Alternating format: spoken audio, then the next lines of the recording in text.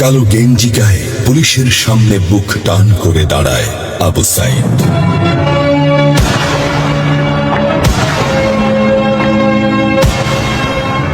Police তাকে রক্ষা করার বদলে গুলি করে।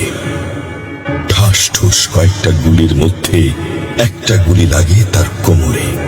খানিকটা ভাঁজ হয়ে যায় শরীর। সম্ভবত সে বুঝতে পারে নাই। ঘাড় ঘুরিয়ে কোমর দেখার চেষ্টা করে একবার, তারপর আবার আগের মতো আবার দুই হাত প্রসারিত করে সিনা টান করে দাঁড়ায়। ডান হাতে ছোট্ট একটা লাঠি। বিশ্ববিদ্যালয়ের প্রধান ফটকের পাশে বেশ কয়েকজন পুলিশ, হাতে রাইফেলের তাজা গুলি, আবারও গুলির শব্দ।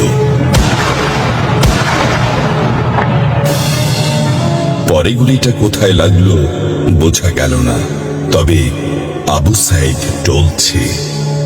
পড়বে ভাব, কিন্তু সে সোজা হয়ে দাঁড়ানোর চেষ্টা করছে। গুলি খাওয়ার আগে ফেসবুকে তার শেষ পোস্ট ছিল, যতদিন বেঁচে আছেন মেরুদণ্ড নিয়ে বাঁচুন। সেজন্যই হয়তো গুলি খাওয়ার পরও সোজা হয়ে দাঁড়াতে চাইছিল, কিন্তু পারছিল না। আবু সাইদের মেরুদণ্ড সোজা থাকলেও শরীরটা মাটির দিকে ক্রমশ ঝুলে পড়ছিল। সবুজ জামা পরা বন্ধু এগিয়ে আসে, পুলিশের গুলির ভয় ডর পাশে রেখে আবু সাইদকে ধরে। আরো দু একজন আসে, আবু সাইদকে হাসপাতালে নিতে হবে। আবু সাইদ হাঁটতে পারছে না, শরীর ছেড়ে দিচ্ছে। 4-5 জন হাত পা ধরে শূন্যে তোলে। আবু সাইদ ঝুলছে আর রক্ত পড়ছে টপ টপ টপ। যে আবু সাইদ কিছুক্ষণ আগেও বুক চিতিয়ে দাঁড়িয়ে কোটা সংস্কার আন্দোলনে নেতৃত্ব দিচ্ছিল, সে এখন শূন্যে ঝুলছে, যেভাবে ঝুলছে মেধাবীদের ভাগ্য।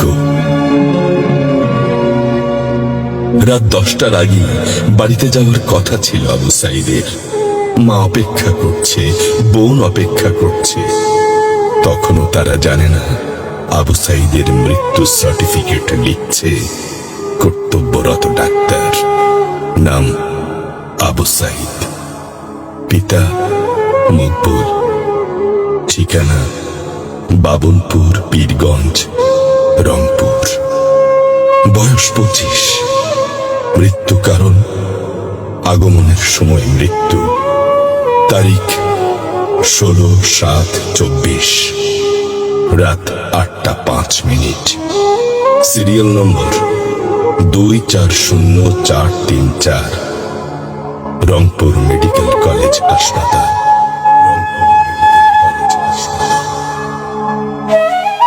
পরিবারের একমাত্র শিক্ষিত ছেলেটা খুন হয়ে গেছে।